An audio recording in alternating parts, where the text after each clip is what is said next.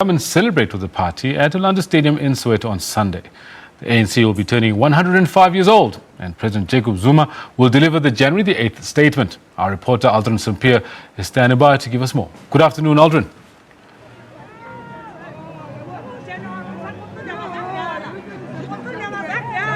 Good afternoon, Aldrin. Do you hear me? And if you do, please tell us how preparations going. We are live here in Vilakazi Street, where the ANC, of course, is building up support ahead of the January 8th statement celebration that will be taking place on Sunday at the Orlando Stadium. It is a hive of activity here on Vilakazi Street. As you can see, that the ANC has painted the street black, green and gold. People have come out in their numbers for this mini rally that will be taking place in just probably in the next hour or so, where they will hear messages of supporters from various leaders of the ANC. And one of those leaders is actually joining me right now. Also a member of the ANC's top six is the Treasurer General of the ANC, Mr. Mzoli Mkhize. First of all, Happy New Year.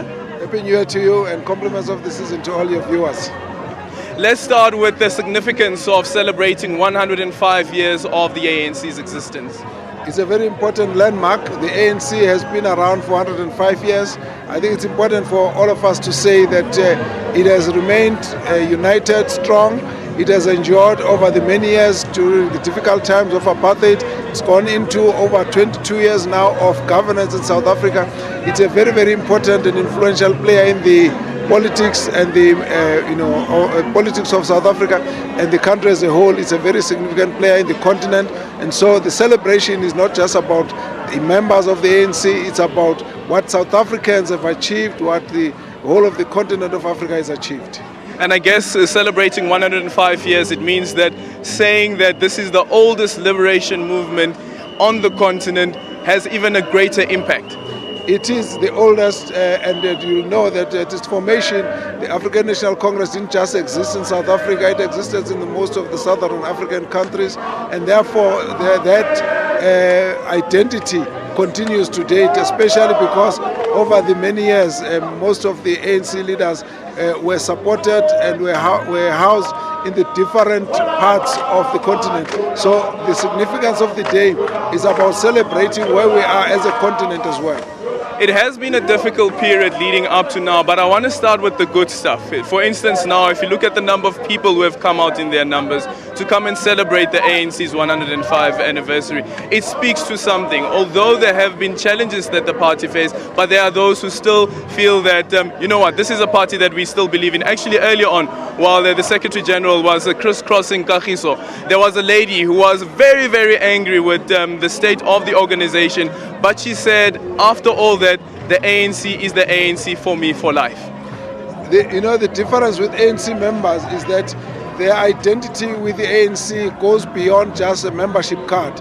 It goes into their own personal experience, their history. It's about the history of freedom. It's about the history, the fact that a lot of our people, as I was talking to people here, they can remember the difficult days we've come from. It's about the hope and aspirations of young people, about the future of the country.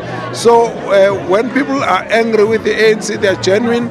They actually are open with their criticism to the ANC. They do so because of the love for the organization, and we as leaders have to listen to that and make amends and make sure that we restore the glory of the organization to what people have known, and therefore make sure that, as you would have seen, some of those people would have said they are members of the ANC, they are unhappy about this and that and the other. They feel that they are free to criticize and openly say what they need to see corrected in the organization. But then, of course, you also have those who were members of the organization who then even went, not even just leaving the party, but also went out to even starting their own political parties. That will always happen. The ANC is a huge organization, so there will be every now and again reasons why people will leave the organization. What I think is important for us is to correct whatever has been pointed out as a reason why people are unhappy, and ensure that we regenerate the organization, go back to its founding values, and ensure that it's effective in terms of service delivery and the governance of the country. We deal with the issues of corruption in government, we deal with corruption in the management of its structures, and ensure that people must feel proud of the ANC as their party. So that is the task that we have to face as the leadership. I guess the other question then is that how do you go beyond the rhetoric of saying let's fight corruption, let's deal with nepotism, let's deal with various other issues where you have people who are deployed in various senior positions who are not doing their job and who are not delivering the services, to actually seeing that there's action being taken?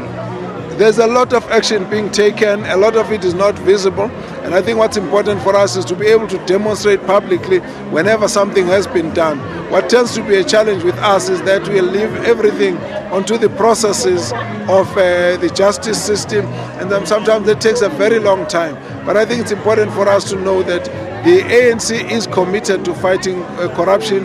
What we need to be able to do is to demonstrate for public to always see quick action when certain things have gone wrong. It's important that people must be able to feel that we move along and show intolerance on corruption. A lot of that is what we are saying to the leadership and the membership of the organization must be demonstrated from this year going forward. That is what's going to be important. The 105th celebration also takes place during a time or just months after the ANC went into the elections and lost about, I think, 80% in terms of national support at a local level. And the question is, how do you make sure you regain the lost ground? For instance, in this city, in Soweto where we're standing, this is now a part of an area or municipality, a metro that is being led by the opposition party, the DA. Well, it's not 80% loss, 8%, yes. There's been a significant reduction. What we have found as well is that a lot of members and supporters of the ANC didn't vote. They may not have voted for the ANC, but they also didn't go to the opposition, because even though there's growth in the other parties, the growth is also not dramatic. So what is it? It's a lesson for us to go back and make amends, to correct whatever needs to be corrected. The concerns of social distance, we must deal with those. The concerns of corruption, we have to deal with those. The issues of service delivery concerns, as well as being able to explain to people so that they understand the reasons for delays and where things are not possible to be done. That's also important. I think also, which we've seen as a major contributor, is high unemployment and also very low growth. These together have really caused a lot of unhappiness amongst our members and the society as a whole. And it always happens when you've got poor economic performance that the ruling parties will suffer. Now we have to absorb all these lessons and go out and show determination to get rid of all of those problems. Now those who would have left the organization this will always happen. But what I think is important for us is the fact that the ANC will have to correct a lot of issues now, so that it reduces the erosion on its support. And it's a matter of us having to demonstrate publicly that we have learned our lessons.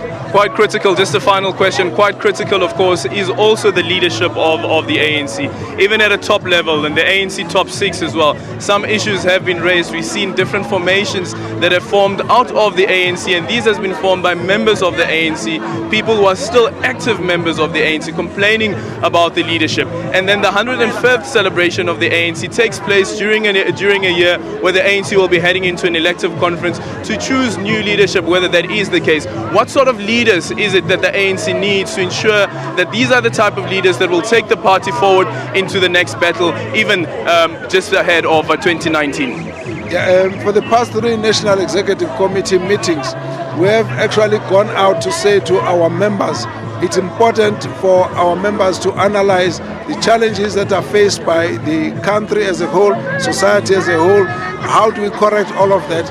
And the challenges that are faced by the organization, we need to then get leaders who will be able to build unity amongst the members, to restore the values, founding values of the African National Congress, emphasis on integrity and high caliber of leaders.